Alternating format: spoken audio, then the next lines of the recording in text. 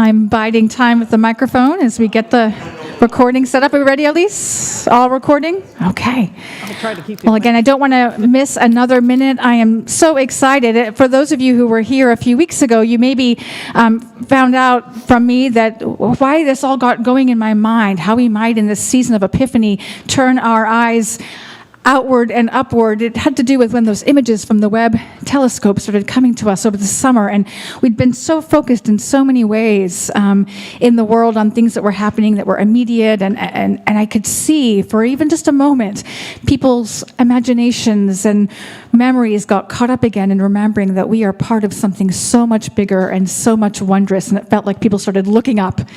And so as I was thinking about our forum year, I reached out to colleagues and said, do you know people who could help bring this sense of wonder, particularly as we look at the universe, into our conversation and where that intersects with our faith? And a colleague of mine said, I know who you need to call. And so I reached out to the Reverend Pan Conrad, and the more I found out about her, the more amazed I am at all of her work, both as a priest and as an astrobiologist. And so I am so delighted to introduce to you the Reverend Pan Conrad. Thanks. I've got my own. Well, good morning to all of you. And I'm also excited to be here because it means that I wasn't feverishly putting together the PowerPoint and the sermon and everything else. I love to talk about this kind of stuff during Epiphany. And that's because I view Epiphany Tide as a season that is all about exploration, if nothing else. And that's because of the image that's always burned in my eyes about the wise men going home by another way.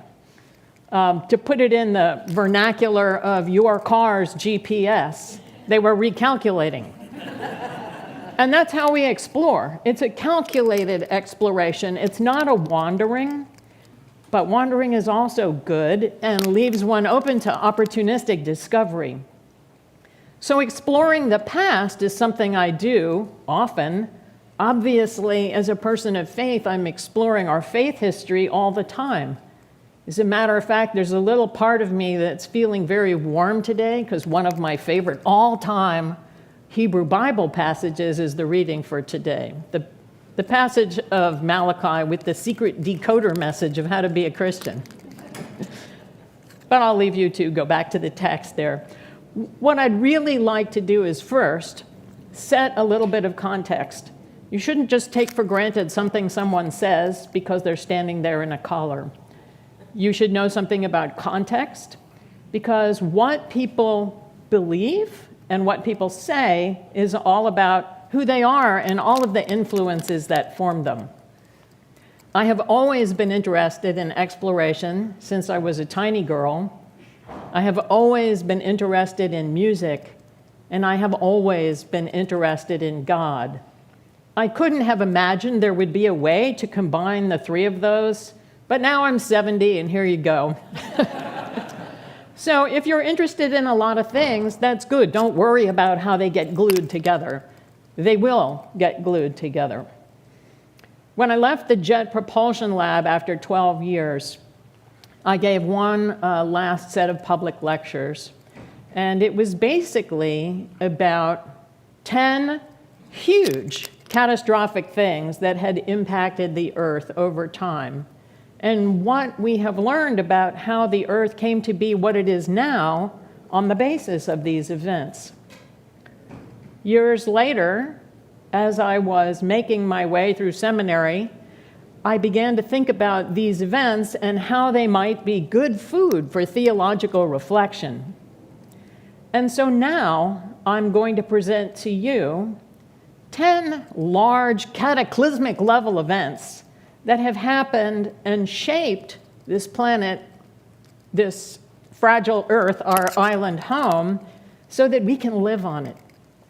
I'm going to try and move a little bit ways into the future, and I'm going to try and do it all in 30 minutes, as was recommended.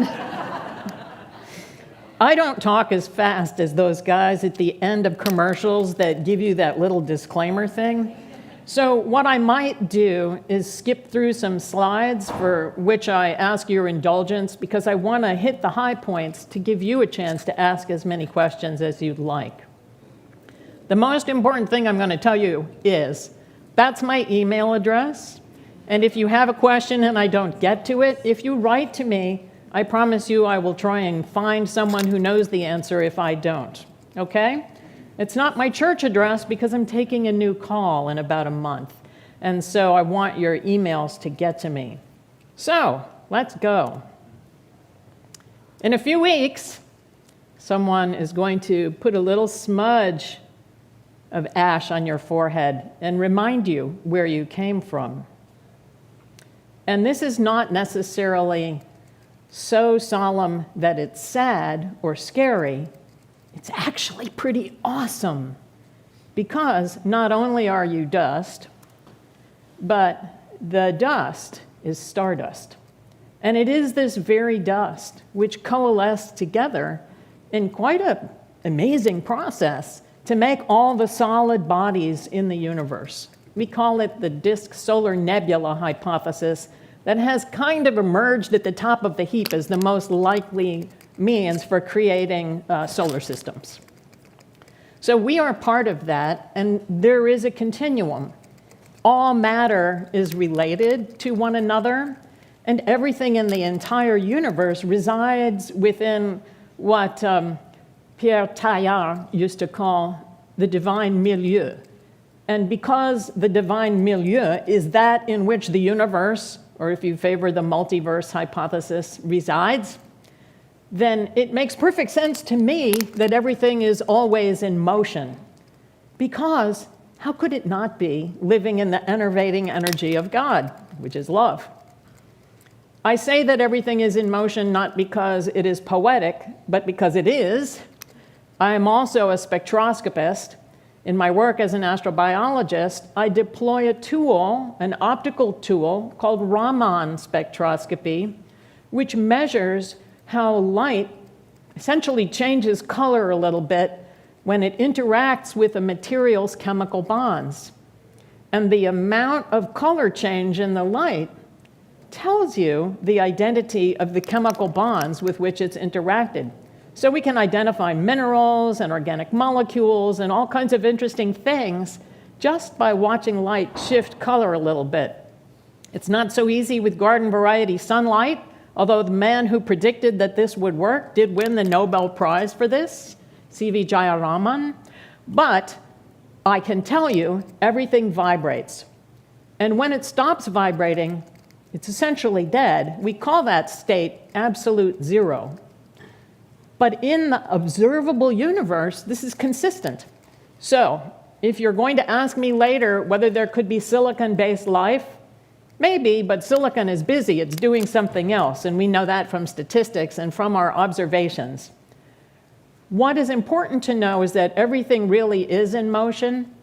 So lots of stuff changes as a function of that motion, and lots of stuff makes new relationships with other bits of stuff as a function of that motion. And that's why there's so much diversity of creation, not only on Earth, but pretty much everywhere. I think it would be very improbable if there weren't life on other planets. We should never constrain the imagination of God. What I want to leave you today with is a sense of how much promise there is, because things that we regard as bad or scary really are things that God can redeem. Now, this is just an artistic rendering of our solar system. You see a diversity of color, a diversity of size. There is even stuff in here that we can't really depict in this picture because the scale of size from the teeny tiny to the humongous is so big, it can't really be well captured artistically. What I want you to know is that the Big Bang was probably not a gentle easing into existence. It was a big, violent cataclysm. And from that Big Bang, a lot of stuff got created almost instantly. And then as that stuff formed new relationships with other stuff, and by stuff I'm really referring to chemical elements, we got more diverse chemical elements. Some actually became extinct over time, not the elements themselves, but a version of those elements. Some of you have studied, how shall I put this, more recently than others of you. So I want to remind us that atoms have 3 big bits and a whole bunch of tiny little bits. But the main things that they teach you in elementary school are you got your protons, you got your electrons, and you got your neutrons. Well, some things are not radioactive, but they have an extra neutron in there, so they make a different flavor of the chemical element. I'm giving you that detail because it's going to come up again in a minute. So creation happened pretty rapidly for the fundamental bits. Those are the same fundamental bits everywhere. There are no other stable chemical elements. There are transitory elements that come and go, but we can count on these chemical elements as things we can measure everywhere. What I'm showing you here is a big central organizing hot spot which forms a star, and rings of gas and dust, that's that promising stardust again. As things move, they either become warmer because they're glomming together with other things, or they become colder because they're getting further apart and they lose energy. As things get hot, they go through different stages of how they conduct themselves in the universe. So something that is cold is usually a solid. Something that's on its way to getting warmer could be a liquid. Something that gets even much warmer could be a gas. And so it goes back and forth, hot and cold. Everything is about heat, losing it, gaining it, or trading little bits of atoms. All the chemistry that we have, and this is especially true for living things, all of that is tied together by essentially the transaction of donating an electron or accepting an electron. And that's the basis for holding together this promising stardust. That happens with planets too. As our solar system formed, again, pretty dramatic and almost violent type of process, what happened was grains of dust would glom together and make bigger solid things. As you got bigger and bigger, those solid things began to exert pressure. And so it got hot again, but not hot enough to become a gas. Some gases got trapped. But as it got bigger, you get all these forces acting on it. You've got gravity making things want to glom together. You've got rotation making some things want to fly off. And you have cooling on the outside at a different rate than cooling on the inside. So some things get trapped inside with a harder shell, like when you pour hard shell chocolate over an ice cream cone. This is a very quick and dirty view of how we make a planet, but just to give you the gist. I try to use food as an analogy as often as I can.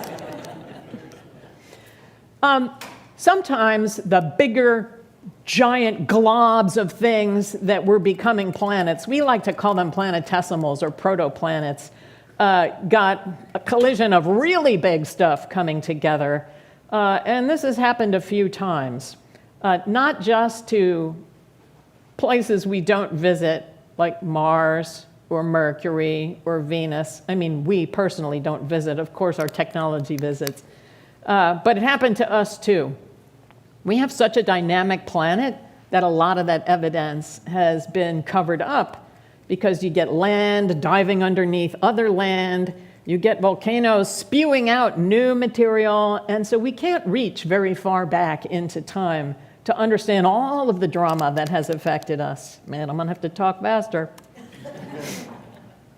After we made the solar system, the next big thing that was really a bad day to be us, we think pretty close to the formation of the Earth. I mean pretty close in a geologic sense. Not 5 minutes, but some tens of millions of years, the moon forming event happened. The moon is a very important feature of the Earth-moon system because the moon has done some very beneficial things that stabilized the Earth to the point that we could create and sustain life. And so even though that was a very dramatic event, a really dramatic event, we think that the planetesimal that hit the Earth was about the size of Mars, which is a little more than half the size of the Earth. And so the planet completely remelted. And all of the cooling and the stuff it had been going through as it evolved to become the Earth had to get reset and start all over again. But as I said, there were some great benefits. The Earth-Moon system is such that the presence of the moon stabilized the rate of rotation of the Earth and slowed it down some. The day used to be 12 hours long. If you think you can't get done everything you want to do now, it would have been really bad then. And it's getting slower. And the reason it's getting slower is because the moon and the Earth are getting a little bit further apart. That initial big contribution to the moon's IRA of angular momentum made the moon move a little bit further away from the Earth, but that's why the rotation of the Earth didn't continue to get so badly affected that the day is now 40 hours long. Then we'd never be sleeping.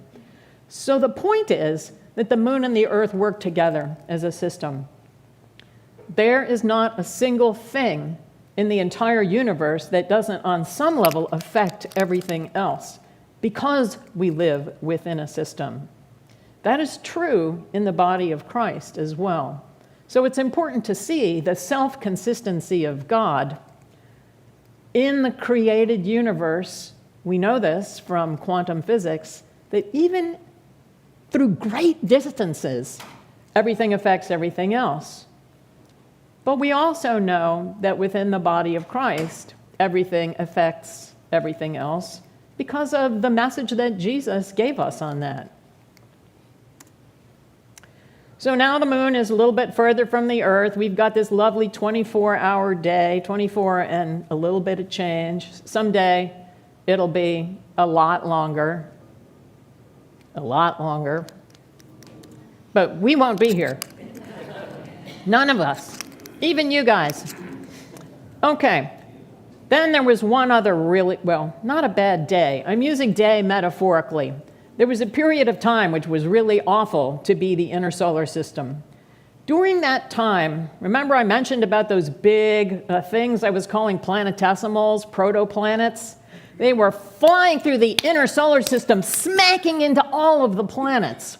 That's why there are so many craters on the moon and on Mars, probably on Venus. There are on Earth too, but I told you why we can't see them.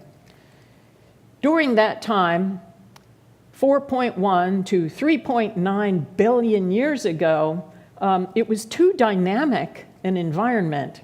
We don't know what happened, whether life originated before that time, got frustrated, and then began again on Earth. We don't even know if life started here, or whether it was seeded from somewhere else and then came here.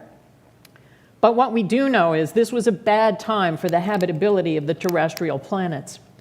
And so we know that from evidence that we cannot find on Earth. But we can find it other places. First of all, we see it in meteorites that came from Mars and ended up on Earth. Secondly, we see it in the rocks that the astronauts recovered from the surface of the moon. And the evidence lies in certain chemical anomalies and textures that are consistent with remelting on the Earth, essentially.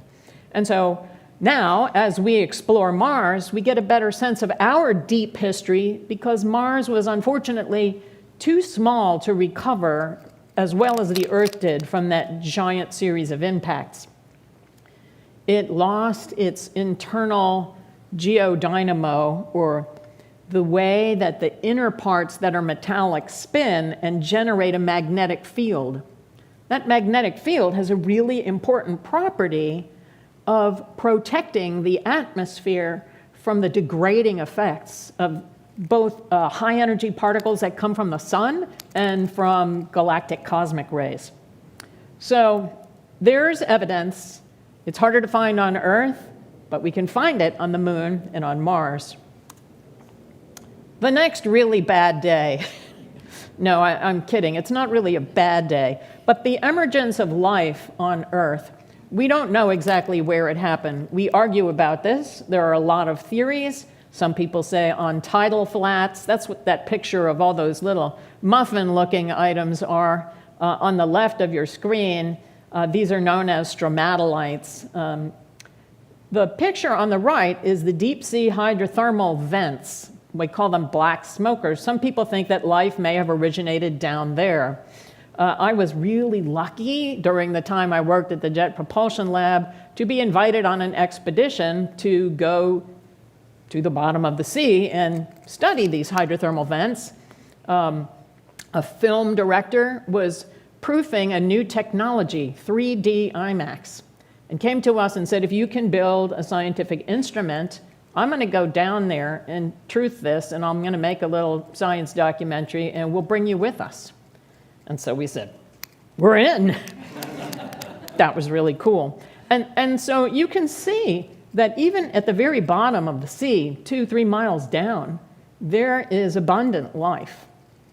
The emergence of life changed the surface of the Earth, and by surface I mean also under the sea. The presence of life alters the chemistry. The chemistry of minerals is different than the chemistry of life, and it happens faster with life than it does with geology. So any planet that has life is likely to have evidence of life because of the speed with which life makes change happen, both texturally and chemically. Life is diverse on Earth. We think that we are so hotsy-totsy. I enjoy being a human, but really, the most robust and diverse life on Earth is microbial. That's why we look for evidence of microbial life on Mars, because given the way life is distributed on this planet, it's more likely to be microbial than it is to, like be walking around with a latte. So, when people say they're looking for microbial life and not signs of intelligent life, don't take that as too disappointing, because life anywhere sort of puts the seal on the thought that God is really creative and innovative, and life is going to appear as a function of the place where it is. It is that ability to adapt that is so novel that makes it possible to be us and not die every time something really awful happens. The next big thing that happened, I like to call it the Great Oxygen Catastrophe. The reason why I call it such is because the first life did not breathe oxygen. We didn't have a lot of oxygen in the air then, and the reasons why oxygen got liberated are because, well, this is the leading theory, because we believe that there were mutations in the microbial life that essentially breathed metal, and then as a consequence of their poop, which was essentially gas, which was oxygen, they despoiled their own environment by emitting all this oxygen. And so they became the less dominant life form. Now, that's not necessarily bad, because new life evolved to take advantage of oxygen, because God is amazing and allows so much creativity. You lose one thing, you gain another thing. So that changed the face of the Earth as well. Then you got your Snowball Earths. We have evidence, both textural evidence and chemical evidence, that the Earth's surface has had periods where it completely froze over for maybe millions of years at a time. The name of that theory is Snowball Earth, and the way it got discovered was finding this textural evidence in rocks. Temperate zone and equatorial zone rocks, which shouldn't have been exposed to cold, but there was evidence of glaciation. And so then they began looking at isotopes, remember the neutron thing? Isotopes of hydrogen and oxygen, which are components of water, to determine that this was both chemically and texturally evidence that it had been really, really cold for a long time, and that's preserved in the rock record. I was really lucky during my time working at the Jet Propulsion Lab to know one of the guys who was instrumental in forming this theory when he was a young scientist, Joseph Kirschvink. But it was another scientist named Hoffman who really laid out the whole series of events that could have led to Snowball Earths and the chain of evidence to prove that this is true. So we're very worried about global warming now, and we should be, with good reason. But this is to let you know that there have been other dramatic climate shifts that were not anthropogenic, which have been pretty catastrophic for the life that was there at the time. The next big catastrophe.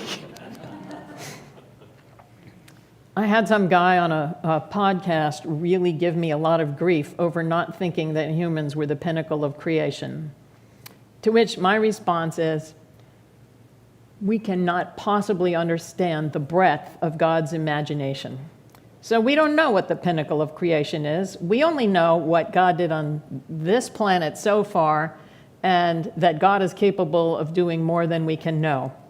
But anyway, humans are a little bit problematic because we're sometimes a little self-serving, and we do things without thinking about the consequence to the environment and to the other life.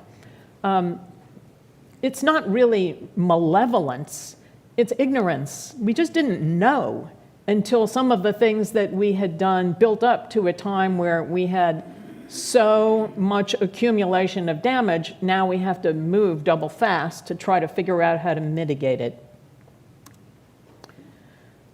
With humans came the need to have reliable food supply. And we got agriculture, another excellent both and. This invention has allowed humans to get a stable diet and to thrive and to become longer lived. But there are other things about agriculture that have been less good. Two of those things are cattle, agriculture, and the production of fertilizers. The reason why the cattle is a problem, agriculturally speaking, is because people clear-cut areas of plants that we need, like rainforests, to have more space to graze cattle. And another reason why it's a problem is cattle emit tremendous amounts of a greenhouse gas known as methane. But the production of fertilizers is really awful for a couple of reasons. One, they have a lot of nitrogen in them. Even though there's tons of nitrogen in the atmosphere, about 78%, we can't use that because the bond that holds two nitrogen atoms together is so strong, it's hard to break.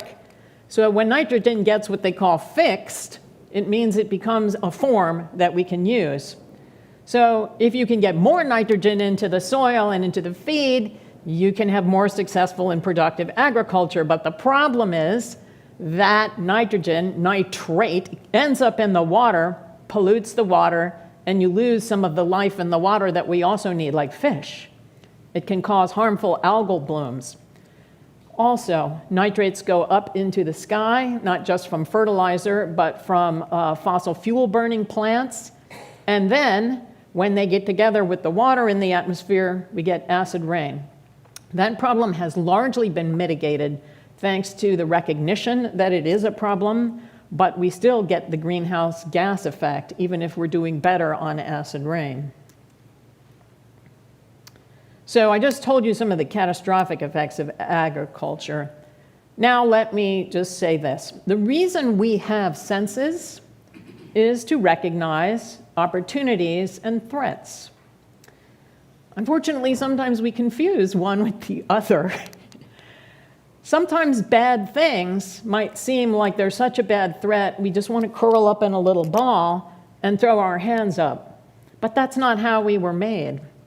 If we are made in God's image, then we must assume that critical thinking is part of God's shtick, and that we should use it as hard as we can to solve our own ways out of problems. When we do the prayers of the people on Sunday, lightning's going to strike me. I don't use the collects in the prayer book. I make up my own collect, and the end of that collect is always, we know that you always hear the prayers of your children. may we be willing to recognize that sometimes you have sent us as the answer to someone else's prayer. That's true for all these wide-ranging, earth-shaking, literally, problems that we face. But when we face threats, then we will remember that there are also opportunities in there, and we can take advantage of those opportunities. We can do pretty amazing things when we set our minds to it. I'm standing here today giving you this talk. I'm not wearing a mask. I've had 5 vaccines. I exercise like an Olympic athlete to make sure that I stay as healthy as I can. When I'm done, I'm going to put my mask back on because God gave me the sense that people depend on me. I'm sure people depend on all of you. So I will do everything I can do to stay healthy and to keep working for as long as I can. May that be so for all of us. So, this is a very quick, and I'm sorry it has to be so quick, but I'm trying to be obedient to the approximately 30 minutes. I'm 1 minute over. The resilience of God should teach us that we are resilient too, because we are made in God's image. We can respond to catastrophe by doing something differently. That's what adaptation is.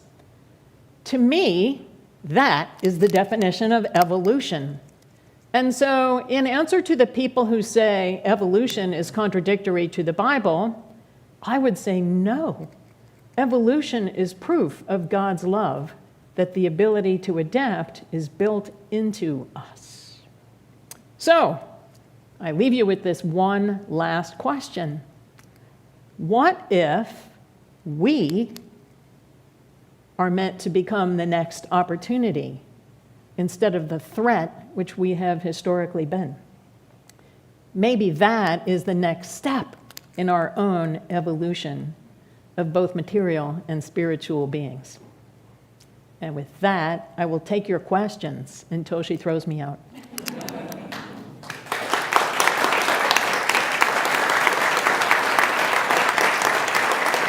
Thank you.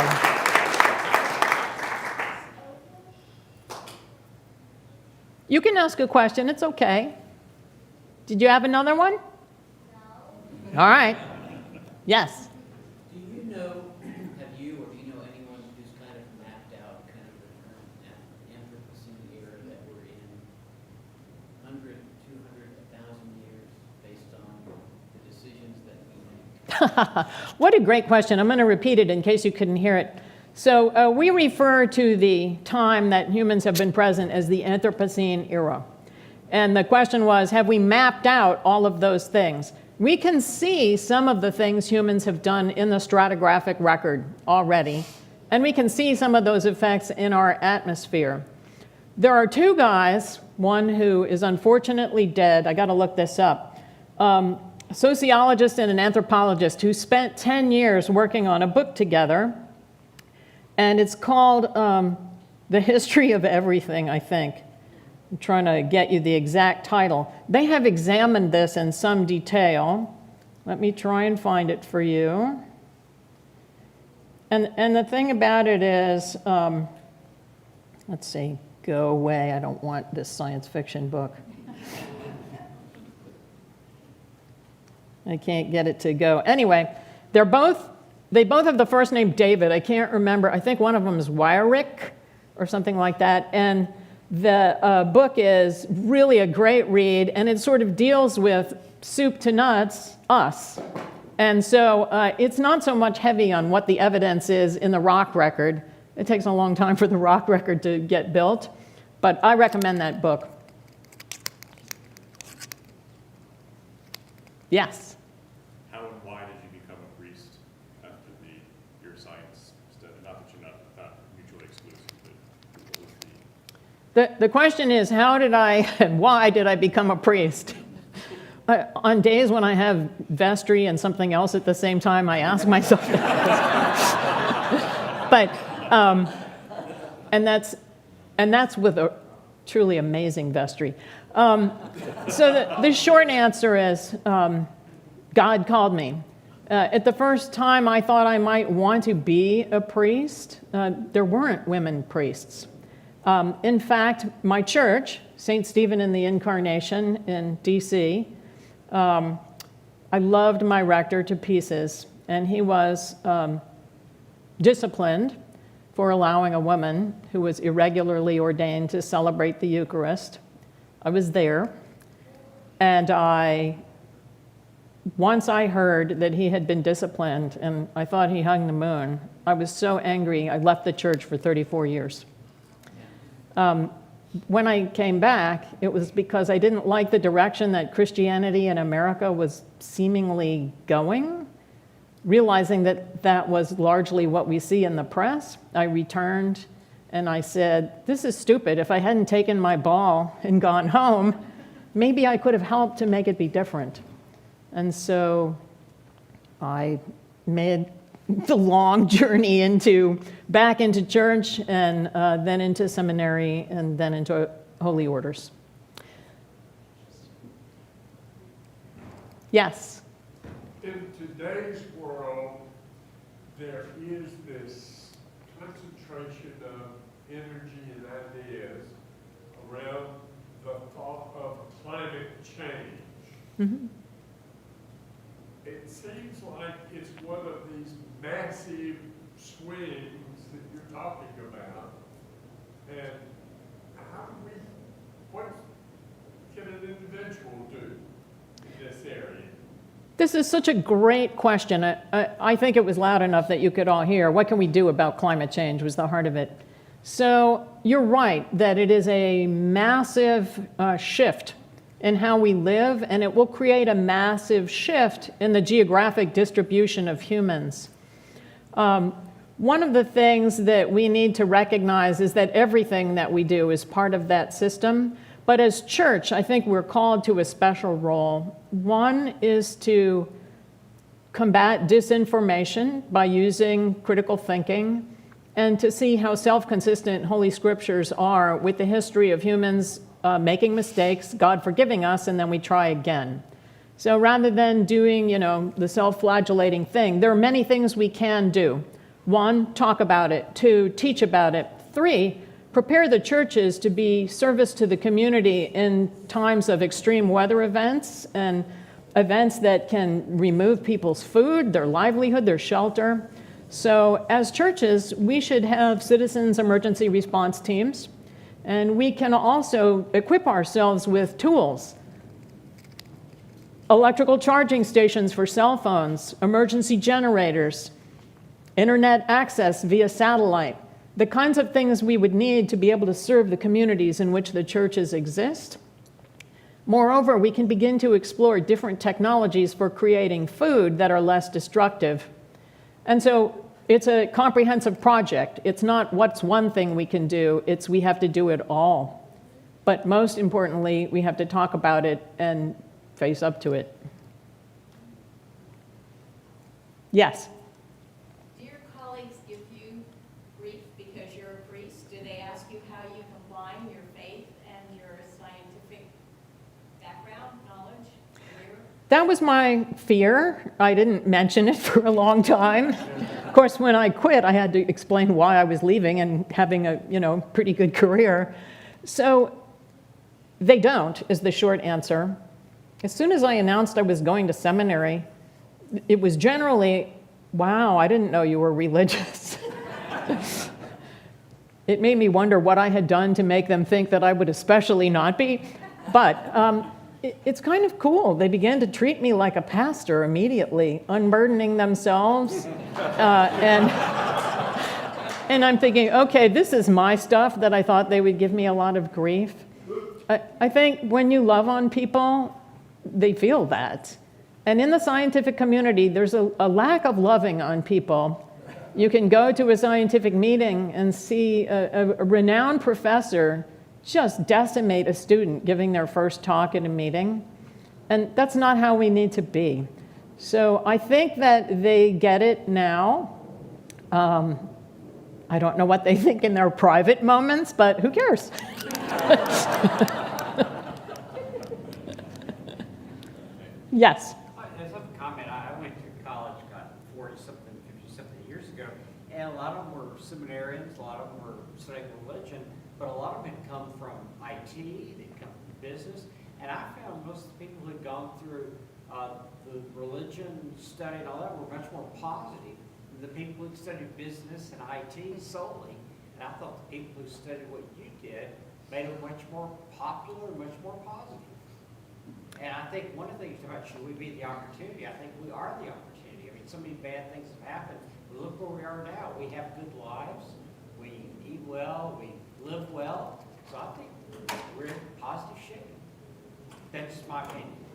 I think we are the opportunity already. I hope so. I would like to be. I think we are. But I guess some of that is the context that we live in. I have plenty of money. I can eat whatever within reason. I can buy whatever I want to eat. I can buy cool sneakers with cosmic decorations. But I'm well aware that not everybody has that opportunity. As I look around this room, I don't see any black people in this room. I don't see anybody that looks visibly different from me in any regard. I don't see a lot of disabled people with physical challenges, although not all disabilities are visible. And so as I have done my ministry, I see that I am really very fortunate, very lucky. I'm not going to use the term very blessed because I believe that God blesses everybody. But I feel really good because I've had some privilege that other people have not had. So I try to keep it in that context and try to understand what I can do to level that playing field. Yes? Sorry, this is fairly grim. So there's a notion that human beings, upon gaining self-awareness, began to operate outside of natural law. And where do you come down on that? And in some cases are dragging ourselves towards our own dead end. Okay, the question was that the thought that human beings operate with bad choices outside of natural law. First of all, I went to a very forward-thinking seminary that said, always remember when someone says natural law, you must try to understand the context of the people who decided what is natural and what is not. Be that as it may, there are some fundamental principles that are continuously repeated in nature. And you have to look deeply when you decide what you think is natural law to see the repetitive grace of God in all of these principles. Do we do sucky things sometimes? Yes, we do. I do. I punched my sister in the stomach when she pulled the ear off of my pink bunny. And it just continues into adulthood. We make these decisions because we are passionate, and we just don't let our thinking sometimes have equal time with our emotions. So when we operate outside of how God created us to be, we can't just say, oh, there's grace, it's awesome, I will continue to be a jerk. But we say, no, I will repent, meaning I will turn and face God and try to do better. And so when we get in the habit of those spiritual disciplines of continuous repentance, in other words, turning to God to look at the model that Jesus gave us, then we find ourselves continuously transforming. Because everything transforms, that's what evolution is, everything will continue to transform until the end of time. And so there is no escaping natural law. There are temporary excursions above the curve or below the curve, but we always return to the curve because there are principles in play that we don't understand. Yes? So what would it be like when the 48 hours?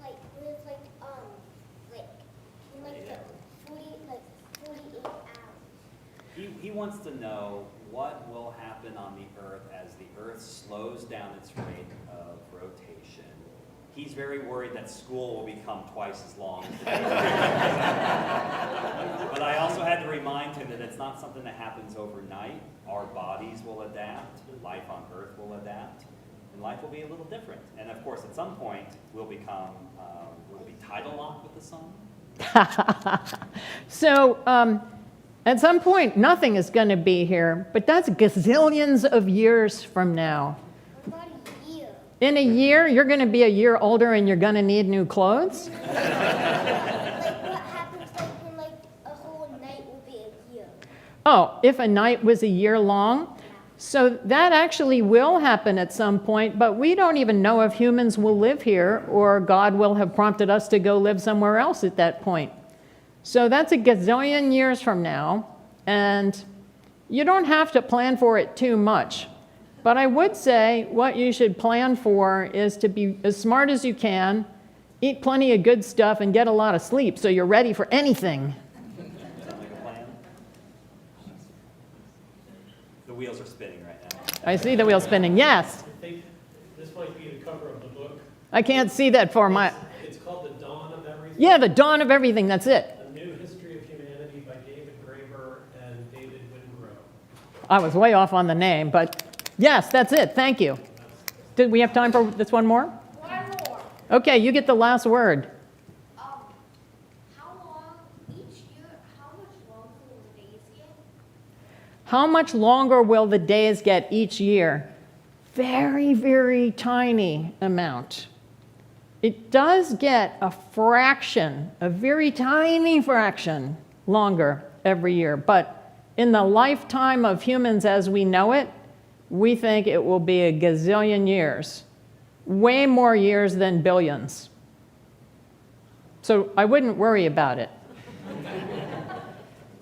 And school is not going to get longer unless somebody gets meaner. Keeping turning to God and being ready for everything. I think you're leaving us with fabulous advice.